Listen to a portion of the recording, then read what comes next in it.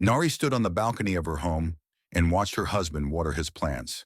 He moved slowly, carefully, giving each small flower exactly what it needed. His hands were gentle. His face was calm. He hummed a soft song that she did not recognize. This was Tai-Ho, her husband, a human. 3 years ago, Nari had been told that she would marry him.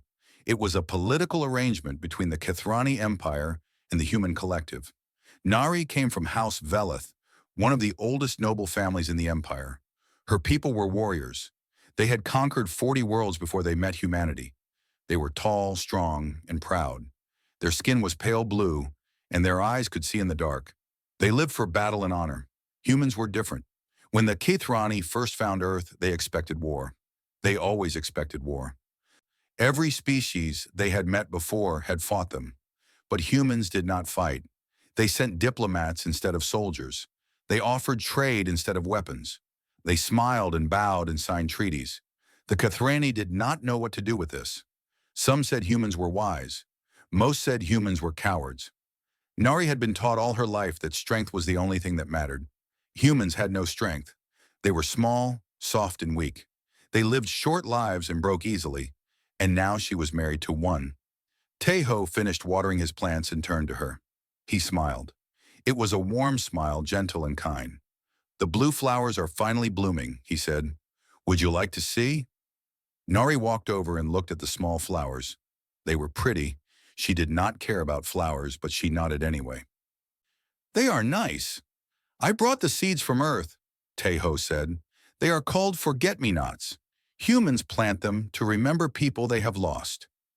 Nari did not know what to say to this. Kithrani did not plant flowers for the dead. They carved their names in stone and sang war songs in their honor. Planting flowers seemed like a weak way to remember someone. But she did not say this. She had learned not to say such things to Tai-Ho. It only made him look sad, and she did not like seeing him sad. Tai-Ho worked as a translator in the imperial court. He spoke 15 languages, including ancient dialects that most people had forgotten. He spent his days helping diplomats understand each other. It was quiet work, invisible work. No one noticed him. Nari's family certainly did not notice him. Her brother Do-won visited often, and he always found ways to mock Tai-Ho. At dinner parties, he would ask Tai-Ho to arm wrestle, knowing the human would lose. He would tell stories about great Kithrani battles and then ask Tai-Ho about human wars. When Tai-Ho had nothing exciting to say, Do-won would laugh.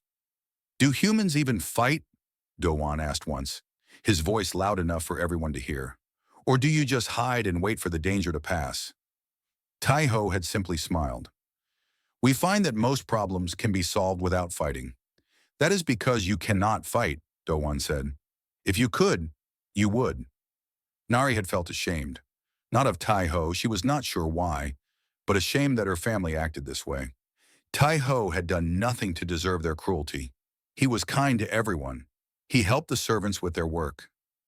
He remembered the names of every guard in the palace. He brought small gifts for the children of the staff. But kindness was not respected in the Kithrani Empire. Only strength was respected. At night, Nari would sometimes watch Tai-Ho while he slept. He looked peaceful. His face was soft, without worry or anger. She wondered what he dreamed about. She wondered if he dreamed about Earth, about the home he had left behind to marry her. She had asked him once if he missed his world. Sometimes he had said, "But this is my home now. You are my home." Nari had not known how to respond. Kithrani did not speak about feelings so openly. They showed love through action, through protection, through victory in battle. Tai-Ho showed love through words and small gestures. He made her tea every morning. He learned to cook her favorite foods. He brushed her hair when she was tired. It was strange, it was foreign, but Nari had started to enjoy it. Still, she could not help but wish he was more. Not different, just more. She wished he would stand up for himself when Do-won mocked him. She wished he would show some fire, some pride, some strength. She wished he would prove to everyone that humans were not as weak as they seemed. But Tai-Ho remained quiet, always quiet. One evening, Nari went to his study to call him for dinner. The door was slightly open, and she saw him sitting at his desk. He was holding something in his hands, a small key. very old and worn. On the floor beside him was a chest. It was made of dark wood with metal edges. She had never seen it before. "What is that?" she asked. Tejo looked up quickly. For just a moment, something passed through his eyes. It was fast, like lightning in a dark sky. His gaze became sharp, hard, and ancient. Nari felt a chill run down her spine. Then it was gone. His eyes became soft again. He smiled. "Old memories," and he said, "Nothing important." He put the key in his pocket and stood up. He walked past her toward the dining room, and Nari turned to follow him. But she looked back at the chest one more time. It was locked. Whatever was inside, Tejo did not want her to see. That night, Nari could not sleep. She kept thinking about that look in his eyes. She had seen many warriors in her life. She had seen her father before battle, her brother during training, generals preparing for war. She knew what a warrior's eyes looked like. For one moment, Tejo had looked like a warrior. But that was impossible. Tejo was gentle. Tejo was soft. Tejo was just a translator who liked flowers and tea. Nari turned over in her bed and tried to forget what she had seen. But deep in her heart, a small voice whispered that there was more to her husband than she knew. That behind his quiet smile and gentle hands, something else was waiting. Something old. Something dangerous. She pushed the thought away and closed her eyes. Outside, the forget-me-nots swayed gently in the wind, and Tejo sat alone in his garden, looking up at the stars with eyes that remembered everything. Nari stood in the great hall of the imperial palace with the other nobles. Everyone was dressed in their finest clothes. The emperor himself, Suwan, sat on his throne at the far end of the room. His face was calm, but Nari could see the tension in his shoulders. The Makari were not friends. For 300 years, the Makari Dominion had been testing the borders of the Kathrani Empire. Small attacks here, stolen resources there. They were always careful not to start a real war. But everyone knew that one day the Makari would come for more. That day had arrived. The doors opened, and the Makari delegation entered. They were huge creatures, taller than even the Kathrani. Their skin was dark red, like dried blood. Their faces were flat, with small eyes and wide mouths full of sharp teeth. They wore heavy armor covered in symbols that glowed with strange light. At the front walked their leader. His name was Golrath, and he was the largest Makari Nari had ever seen. He stood nearly 3 meters tall. His arms were thick with muscle. On his back, he carried 2 war axes that were taller than most humans. Golrath walked directly to the center of the room. He did not bow to the emperor. He did not show any respect at all. "Emperor Suwan," he said. His voice was deep and rough, like stones grinding together. "I bring a message from the Dominion." The emperor nodded slowly. "Speak." Golrath smiled. It was not a friendly smile. "The Dominion demands 3 border systems. The planets Varith, Col 7, and the mining station at Drek Point. You will surrender them within 30 days. The room went silent. Nari felt her heart beating faster. This was not a request. This was a threat. The emperor's face did not change. "And if we refuse?" "Then we will take them," Golrath said simply, "along with everything else." Whispers spread through the crowd. The Makari had recently destroyed 2 smaller species in the outer reaches. Their fleet was growing stronger every year. Many wondered if the Kathrani could even fight them. Nari looked around for Tejo. She found him standing near the back of the room, holding a tray of drinks. He was serving the guests as always. His face was calm and blank. He did not seem worried at all. The emperor spoke carefully. "We will consider your demands. You and your delegation are welcome to stay as our guests while we discuss this matter." Golrath laughed. "Discuss? There is nothing to discuss. You will give us what we want, or you will burn." He turned and walked toward the refreshment area. Nari moved to stand with the other nobles. She did not want to be near the Makari, but then she heard Golrath's voice again. "What is this?" the Makari leader said loudly. He was looking at Tejo. "A human? Here in the imperial court?" Tejo bowed politely. "I am a translator, honored guest. May I offer you a drink?" Golrath did not take the drink. Instead, he grabbed Tejo's arm and lifted him off the ground. Tejo hung in the air like a doll, his face still calm. "I have heard about humans," Golrath said. "Small, weak creatures who surrendered without a fight. The Kethrani keep you as pets now, yes? Little animals to clean their floors and serve their food? The other Makari laughed. Some of the Kethrani nobles laughed too, though they tried to hide it. Tai-Ho said nothing. He just hung there, waiting. Golrath dropped him. Tai-Ho landed on his feet and straightened his clothes. He still did not speak. Pathetic, Golrath said. He turned and saw Nari standing nearby. His eyes moved over her slowly, and Nari felt sick. You, he said, walking toward her. You are from House Veleth. I have heard of your family. Great warriors once. He reached out and grabbed her arm roughly. Why do you stand with this human pet? A female like you deserves a real warrior, a Makari warrior. Nari tried to pull away, but Golrath was too strong. His grip hurt her arm. She looked around for help. Her brother Dowan stepped forward, his hand on his sword. But then he saw the size of Golrath, saw the war axes on his back, and he hesitated. Everyone hesitated, except Tai-Ho. He set down his tray. He walked forward slowly, and he said one word in a language Nari had never heard before. Release. Golrath froze, his eyes went wide. What did you say? I said release her. Tai-Ho's voice was different now. It was not soft anymore. It was cold, like metal. That is ancient Makari, the old tongue of your priests. I am surprised you recognize it. Most of your people have forgotten it. Golrath stared at Tai-Ho. How do you know that language? It has been dead for 300 years. Many things that seem dead are only sleeping, Tai-Ho said. Before anyone could move, Tai-Ho crossed the distance between them. It happened so fast that Nari barely saw it. One moment he was standing 3 meters away. The next moment his hand was on Golrath's wrist. Golrath screamed. The massive Makari dropped Nari and fell to one knee. His face twisted in pain. Tai-Ho was pressing something on his wrist, a pressure point that Nari did not know existed. I believe there has been a misunderstanding, Tai-Ho said quietly. His voice was calm, but his eyes were the same eyes Nari had seen in his study. Sharp, ancient, dangerous. Humans are not pets. We are not weak. We simply choose to be peaceful. There is a difference. He released Golrath's wrist and stepped back. Golrath stood up slowly. He was shaking, though Nari could not tell if it was from pain or anger. You will pay for this, he growled. I will make you pay. Tai-Ho bowed politely. I look forward to it. He turned and walked away, picking up his tray as if nothing had happened. The crowd parted for him like water around a stone. Nari watched him go. Her arms still hurt where Golrath had grabbed her, but that pain was nothing compared to the shock she felt. Her husband, her quiet, gentle, flower-loving husband. He had just brought the most dangerous warrior in the Makari Dominion to his knees. With one hand, Nari realized she did not know Tai-Ho at all, and she needed to find out the truth.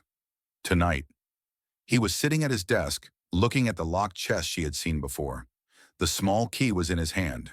He did not look up when she entered. You want to know, he said. It was not a question. Nari closed the door behind her. Yes, I want to know everything. Tai-Ho was quiet for a long moment. Then he nodded. Sit down. This will take time to explain. Nari sat in the chair across from him. Her heart was beating fast. She had spent 3 years with this man. She had eaten meals with him, slept beside him, watched him tend his flowers and practice his calligraphy. She thought she knew him. She was wrong. Tai-Ho held up the key. Do you know what is in this chest? No. Would you like to see? Nari nodded. Tai-Ho put the key in the lock and turned it. The chest opened with a soft click. Inside, resting on dark cloth, was a sword. But it was not like any sword Nari had seen before. It was not Kethrani steel or Makari iron. The blade was dark, almost black, but it seemed to glow from within. Strange symbols ran along its length, written in a language she did not recognize. When she looked at it, she felt something deep in her chest, a vibration, like a heartbeat that was not her own. This is a human weapon, she asked. Yes, Tai-Ho said. It was forged during the last war. The last war? Tai-Ho closed his eyes. You asked me once if humans fight. The answer is yes. We fight. We have always fought. For thousands of years, we fought each other. Wars over land, over resources, over ideas. We became very good at killing. He opened his eyes and looked at her. Too good. Nari did not understand. But humans surrendered to the Kathrani. You did not fight at all. No, we did not. Tai-Ho picked up the sword carefully. The glow became stronger in his hands. Let me tell you why. He began to speak and Nari listened. He told her about Earth, about the beautiful blue planet where humans were born, about how they spread across their world and then beyond it, reaching for the stars, about how they built great ships and found other worlds to call home. But humans brought their wars with them. We fought everywhere we went, Tai-Ho said. We could not help it. Violence was in our blood. When we disagreed, we killed. When we wanted something, we took it. We built weapons that could destroy cities, then planets, then entire stars. Nari felt cold. Stars? Yes. Tai-Ho's voice was heavy with old pain. We built weapons that could make suns explode. We called them star killers. During the last war, we used 3 of them. 3 stars died. The planets around them burned. Billions of people, humans, died in seconds. Nari could not speak. The Kathrani were warriors, yes, but they had never destroyed a star. They had never killed billions. The numbers were too large to understand. After the last war, something changed, Tai-Ho continued. The survivors looked at what we had done. They looked at the dead stars, the burned worlds, the endless graves, and they made a choice. What choice? To stop. Tai-Ho set the sword back in the chest. We sealed away our weapons, all of them. The star killers, the planet burners, the gene soldiers, the war machines. We locked them away in vaults hidden across the galaxy. We erased the knowledge of how to build them, and we swore an oath, all of humanity together, that we would never use them again. But why? Nari asked. If you had such power, why give it up? Tai-Ho smiled sadly. Because power without wisdom is destruction. We nearly destroyed ourselves.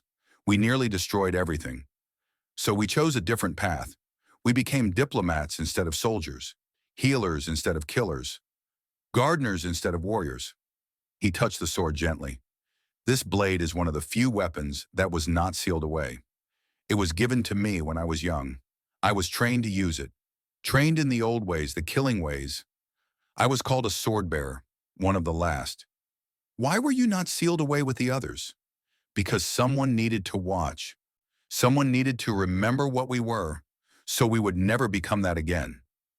Tai-Ho looked at her with those ancient eyes. I was sent to the Kathrani Empire as a guardian, a sleeper. My job was to live quietly, to watch, to wait, to make sure that humanity's peace was honored. Nari understood now. You have been pretending.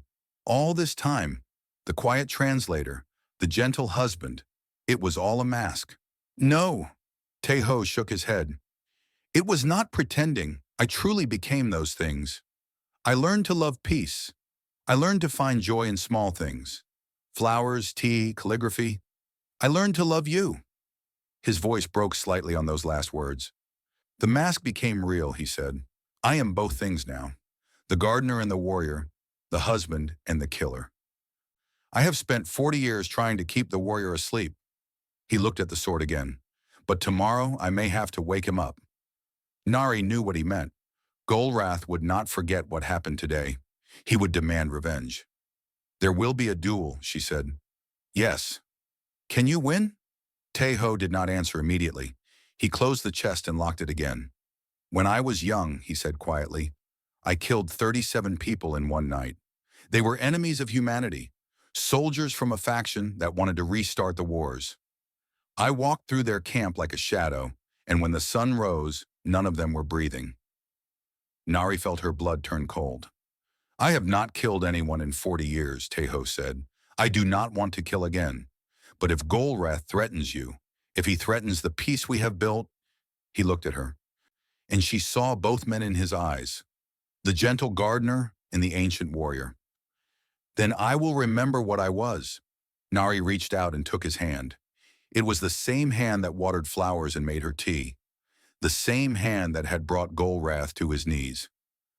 I never knew you, she said softly. You knew the best part of me, Teho replied. The part I fought hardest to become.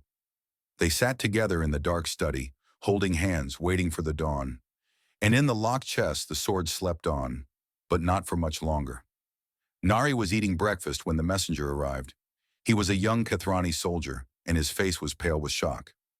Lady Nari, he said, bowing quickly, you and your husband are summoned to the throne room. The Makari ambassador has made a formal demand.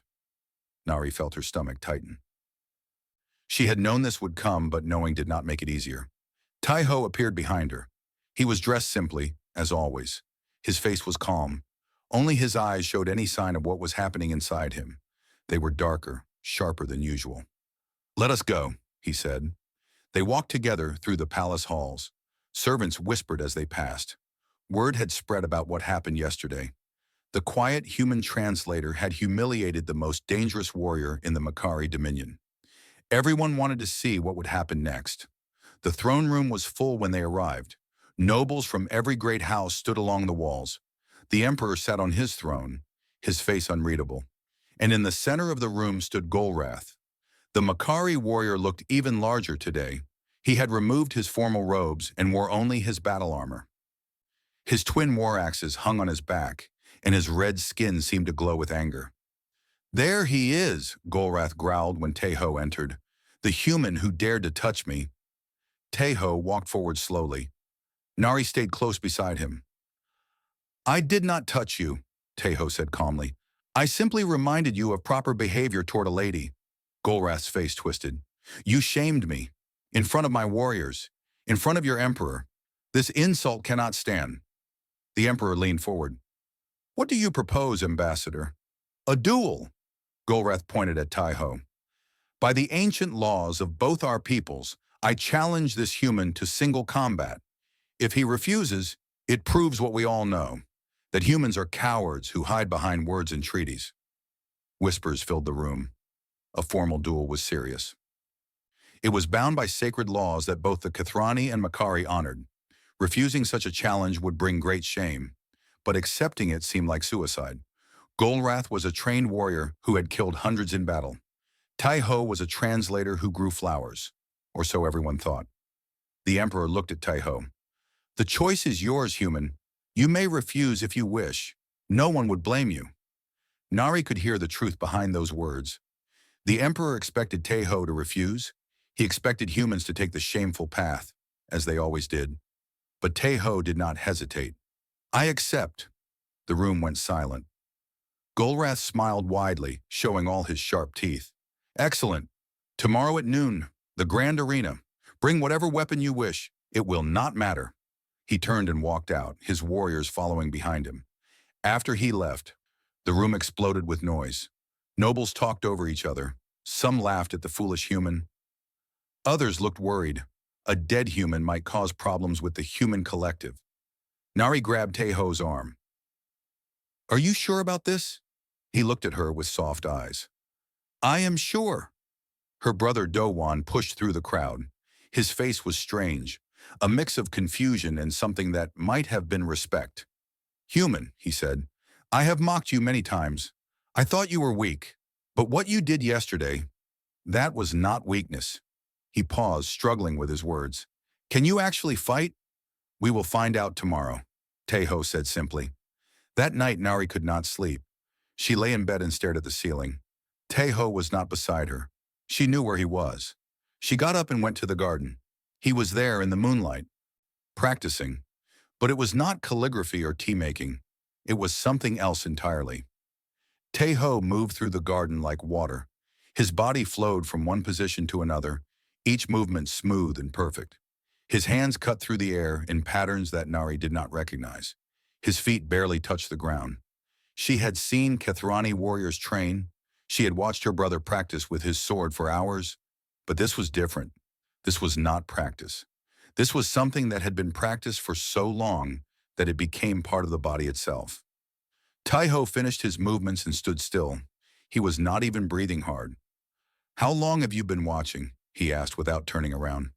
Long enough. Nari walked forward and stood beside him. Why did you never show me this? Tai-Ho was quiet for a moment. Violence is a door, he said finally. Once you open it, it is hard to close. I spent 40 years learning to keep that door shut. I did not want to open it, even a little.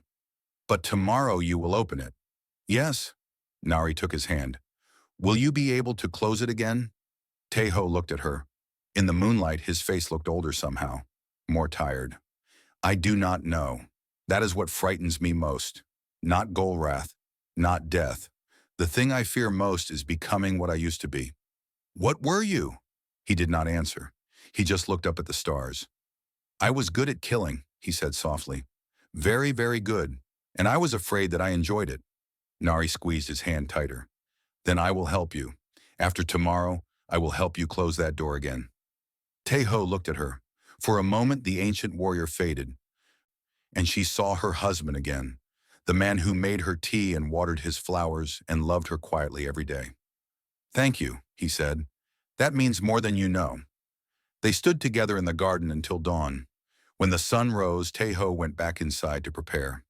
Nari stayed behind for a moment, looking at the forget-me-nots swaying in the morning breeze. Tomorrow everything would change. She did not know if she was ready, but she knew that she would stand beside her husband no matter what happened, because that is what love meant, not just in the gentle moments, but in the terrible ones too. 50,000 Kethrani filled the seats. They came from every corner of the empire to witness what they thought would be a quick execution, a human against a Makari war champion. It should have been funny. It should have been sad. Most people came to see how fast the human would die. Nari sat in the noble section with her family. Her mother looked worried. Her father looked grim. Her brother Dowan kept glancing at the arena floor, his hands tight on his knees. The emperor sat in his royal box above everyone else. His face showed nothing, but Nari knew he was concerned. If Tejo died, it could damage relations with the human collective. If he survived somehow, it would change everything that Kethrani believed about humans. Either way, today would be remembered. A horn sounded. The crowd fell silent. Golrath entered first. He walked through the main gate like a mountain moving. His armor gleamed in the sunlight. His twin war axes were in his hands now, each one as tall as a human man. The blades had been blessed by Makari priests, ancient rituals that made them stronger, sharper, more deadly. The Makari delegation cheered. Some Kethrani joined them. Golrath was impressive. He was what a warrior should look like. He walked to the center of the arena and raised his axes. "Where is the human?" he roared. "Where is the pet who dared to challenge me?" The crowd murmured. They looked toward the far gate. It opened. Tejo walked out. The arena fell completely silent. He wore simple clothes, a loose white shirt, dark trousers, no armor, no helmet, nothing to protect him from the massive blades that waited across the sand. In his hand, he carried the sword. Even from a distance, Nari could see it glowing. The ancient blade pulsed with soft light, and the symbols along its length seemed to move like living things. Tejo walked slowly to the center of the arena. He stopped 10 meters from Golrath and bowed politely. The Makari warrior stared at him. Then he laughed. "This?" Golrath's voice boomed across the arena. "This is what you bring? A glowing toy? I have killed 1,000 warriors, human. Warriors in full armor with real weapons. You come to me in a shirt with a sword that looks like a child's plaything?" Tejo said nothing. He simply stood there, the sword held loosely at his side. Golrath stopped laughing. "Fine. Let us end this." The horn sounded again. The duel had begun. Golrath charged. He moved fast for something so large. His axes spun in deadly circles, cutting the air with sounds like thunder. The ground shook under his feet. He crossed the distance in seconds, bringing both axes down in a strike that could cut a ship in half. Tejo did not move. Nari's heart stopped. The crowd gasped. Everyone thought the human was frozen in fear. Then Tejo stepped forward. One step. That was all. He moved into the space between the falling axes. His body turned, flowing like water around the blades. His sword sang. Nari did not see what happened next. It was too fast. Her eyes could not follow it. But she heard it. A sound like breaking glass. Then another. Then another. Golrath's axes shattered. The massive blades broke into 1,000 pieces that flew across the arena. The handles fell from his hands. His armor split along invisible lines, falling away from his body in sections. And then Golrath himself fell. He crashed to the ground on his knees. Blood appeared on his arms, his legs, his chest. A dozen cuts, maybe more. None of them deep enough to kill, but all of them precise, perfect. The whole thing had taken 4 seconds. The arena was silent. No one moved. No one breathed. Teho stood over Golrath. His sword was still glowing. There was no blood on the blade. "Yield," he said quietly. Golrath looked up at him. His face was a mix of pain and confusion and something else. Fear. True fear. "What? What are you?" he whispered. "I am a translator," Teho said. "I am a gardener. I am a husband." He lowered his sword slightly. "And I am asking you to yield." For a long moment, nothing happened.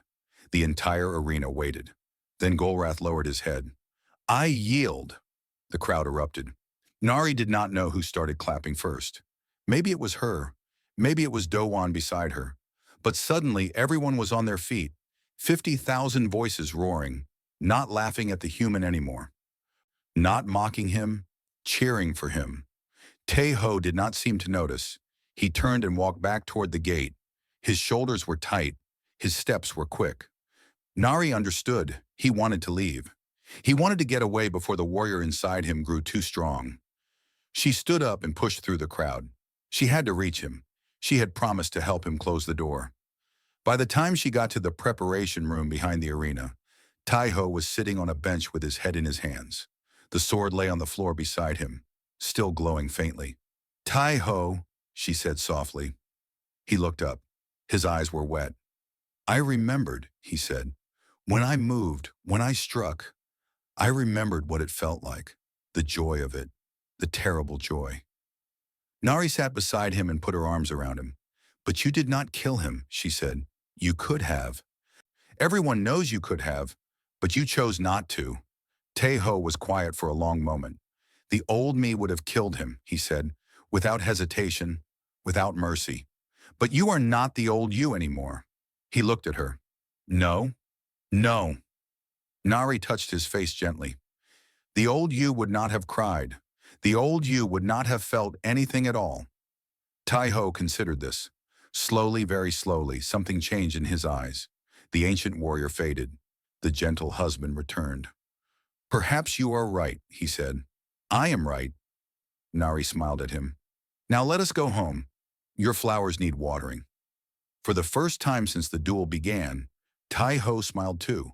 They stood up together and walked out of the arena. Behind them, the crowd was still cheering. In front of them, the palace waited. And somewhere in the galaxy, humans everywhere felt something change. A door had been opened, just a crack, just enough to remind the universe of what humanity used to be, and what they could become again if the universe pushed them too far. Within hours, every major news network was showing the recording. A human, a small, quiet, ordinary human, had defeated the greatest warrior of the Makari Dominion in 4 seconds. It seemed impossible. It seemed like a trick, but it was real, and everyone wanted to know how. Nari watched the chaos unfold from her home. Diplomats sent messages every hour. Scholars requested interviews. Military commanders asked for meetings. Everyone wanted to talk to Teho. He refused them all. "I did not fight to become famous," he told Nari. "I fought to protect you. That is all." But the galaxy would not let him be quiet anymore. 3 weeks after the duel, the question started. Not about Teho himself, about humanity.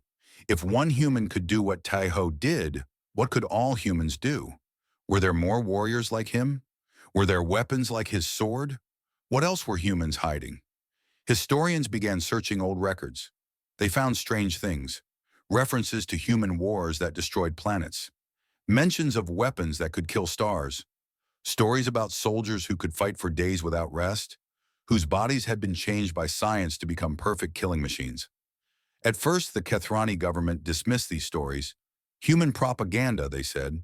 Exaggeration, fantasy. Then the humans themselves started talking. The human collective released a statement. It was short and simple. "The records are true. We were what the histories say we were. We chose to become something different."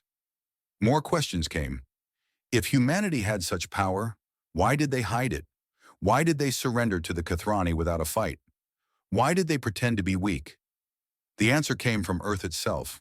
A human historian named Mi Young gave a speech that was broadcast to every world in the galaxy. She stood in front of a monument, a great black wall covered with names, billions of names. This is the memorial of the last war, she said. These are the names of everyone who died when we destroyed 3 stars and the worlds around them. It took us 200 years to carve all the names. We still are not finished. She turned to face the camera. We did not surrender because we were weak. We surrendered because we were too strong. We looked at what we had done, the burned worlds, the dead stars, the children who would never be born, and we decided that we could not continue. We could not be trusted with our own power. Her voice became heavy with emotion. So we sealed it away, all of it, the weapons, the soldiers, the knowledge. We locked the doors and threw away the keys.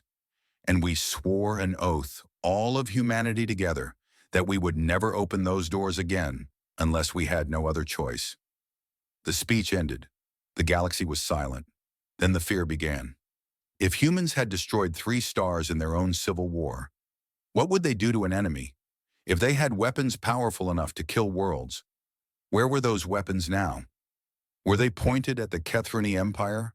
At the Makari Dominion? At everyone? The Emperor summoned Tai-Ho to the palace. Nari went with him. She would not let him face this alone. The throne room was empty except for the Emperor himself. Suwan sat on his throne, looking older than Nari had ever seen him. His hands gripped the armrests tightly. I have questions, the Emperor said. Tai-Ho bowed. I will answer what I can.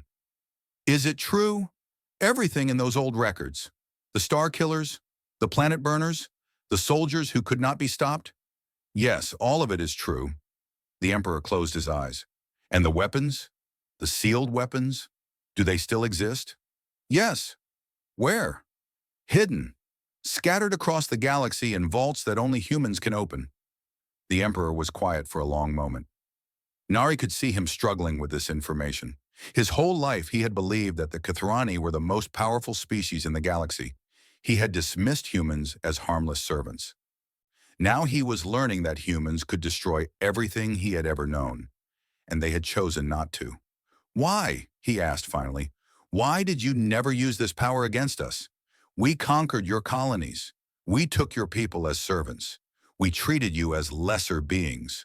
Why did you not fight back? Tai-Ho's answer was simple. Because we did not want to. The Emperor stared at him. That is it? You did not want to? Yes. Tai-Ho stepped forward. We learned, Emperor. We learned that power without wisdom destroys everything it touches. We had the power to conquer the galaxy 1,000 times over.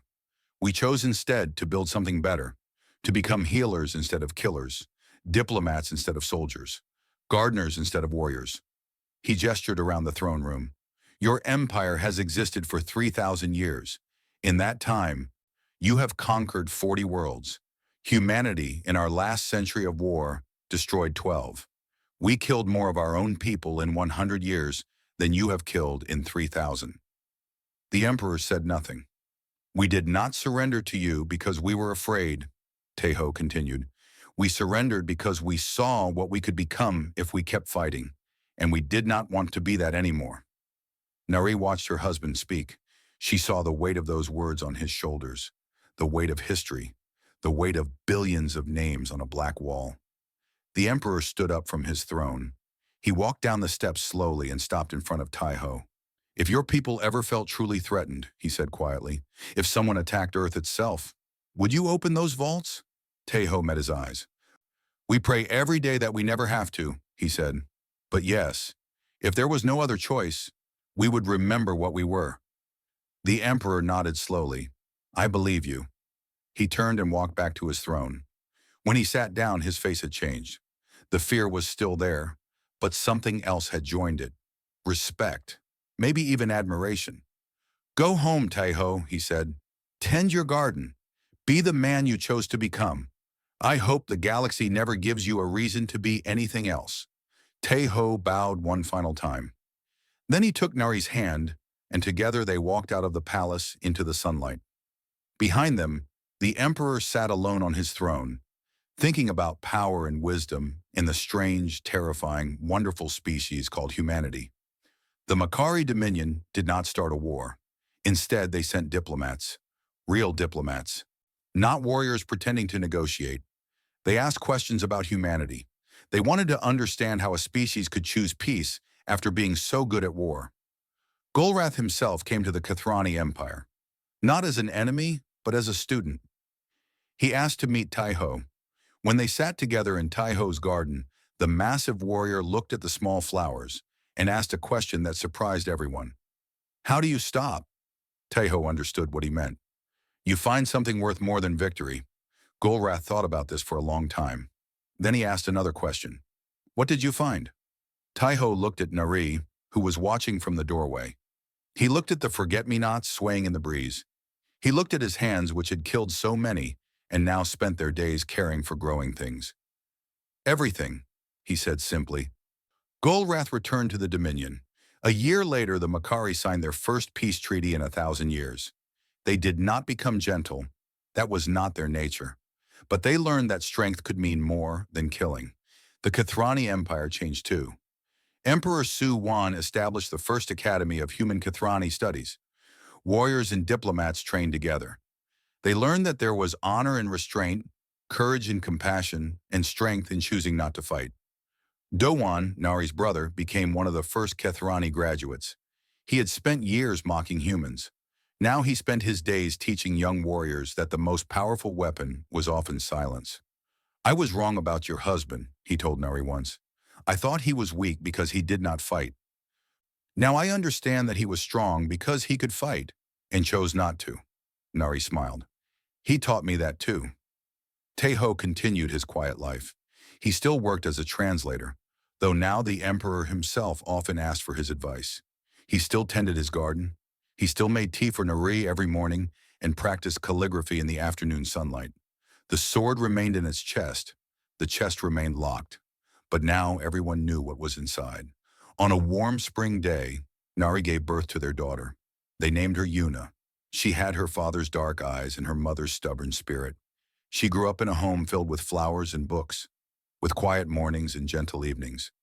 She knew that her father was important somehow. Visitors from across the galaxy came to see him, but to her, he was just her father. The man who carried her on his shoulders through the garden, the man who told her stories before bed, the man who taught her to write her name in beautiful brushstrokes.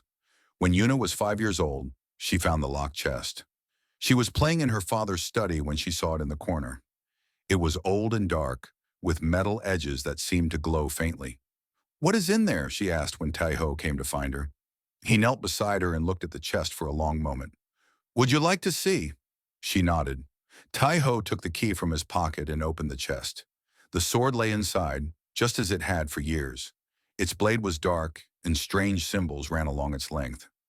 When Yuna looked at it, she felt something deep in her chest, a vibration, like a heartbeat. This is a sword, Taiho said. It was made a long time ago, when humans were different, when we were warriors. Were you a warrior, father? Taiho was quiet. Yes, a long time ago. Yuna reached toward the sword, but she did not touch it. Is it dangerous? Very dangerous. Taiho closed the chest and locked it again. But its most important job is to stay in this chest, to sleep, while we build a world where it is never needed. Yuna looked up at him with serious eyes. Will I ever have to carry it? Nari appeared in the doorway. She had been listening. Taiho looked at his wife. He looked at his daughter. He looked out the window at the galaxy beyond, a galaxy that was slowly changing, slowly learning, slowly becoming something better. I hope not, he said. That is why I work so hard to be quiet. He lifted Yuna onto his shoulders and carried her back to the garden. Nari followed them, taking Taiho's hand as they walked. Outside, the forget-me-nots were blooming. The sun was warm. The air smelled like flowers and peace. The chest remained locked. The sword continued to sleep. And Taiho, the translator, the gardener, the husband, the father, the last sword-bearer of humanity, continued to build the world he wanted his daughter to inherit. Not a world of war and power, a world of flowers and tea and quiet mornings, a world where the strongest thing you could do was choose to be gentle. Years later, historians would write about this time. They would call it the stirring, the moment when humanity revealed what they truly were and changed the galaxy forever. They would study Tai-Ho's duel, the Emperor's conversation, the treaties that followed, but they would miss the most important part. The most important part was not the sword or the duel or the ancient power that humanity kept locked away. The most important part was a man kneeling in a garden, teaching his daughter how to care for flowers. Because that was the real victory, not the enemies you defeated, the world you built after you put down your sword.